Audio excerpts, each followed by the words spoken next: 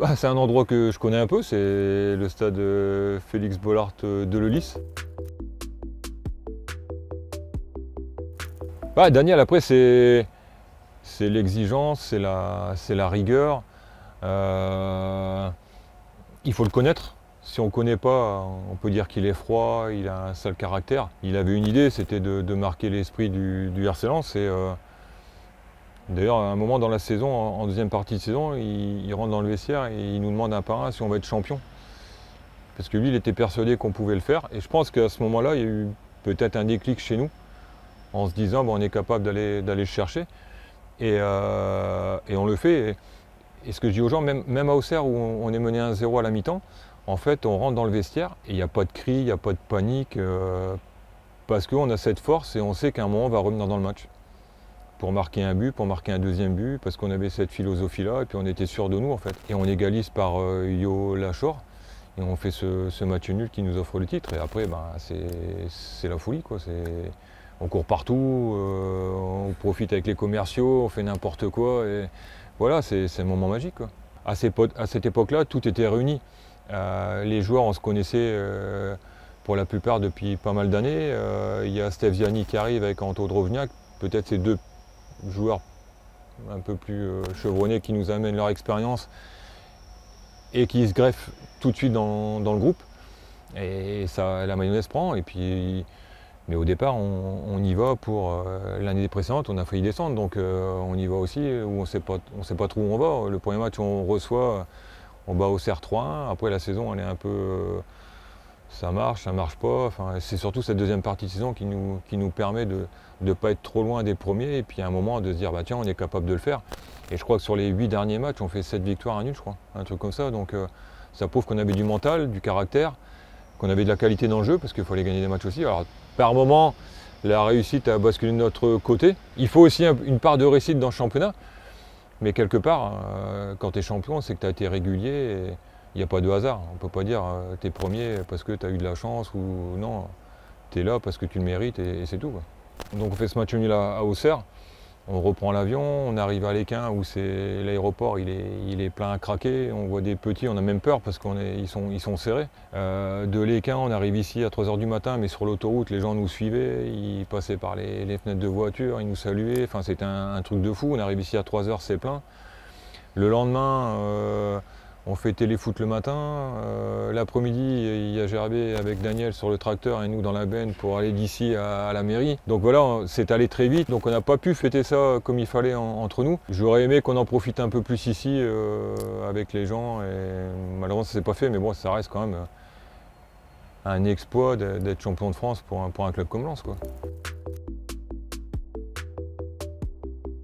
Ouais, mais aujourd'hui le foot il a changé. Nous, à notre époque, déjà pour avoir un contrat pro, il fallait faire 15 matchs en équipe première pour avoir un contrat. On était bloqué 4 ans plus une année si on faisait un nombre de matchs, donc c'était le football d'avant, hein. Mais aujourd'hui, ouais, on ne verra plus de carrière comme ça. Mais c'est l'évolution du foot et il n'y a pas de jalousie à avoir par rapport à ça. Après, les relations avec les supporters, elles ont toujours été bonnes parce que en fait, mon jeu, il était fait pour ici, quoi. Je m'engageais, je courais, je donnais le maximum. Et c'est ce que les supporters demandent à l'équipe.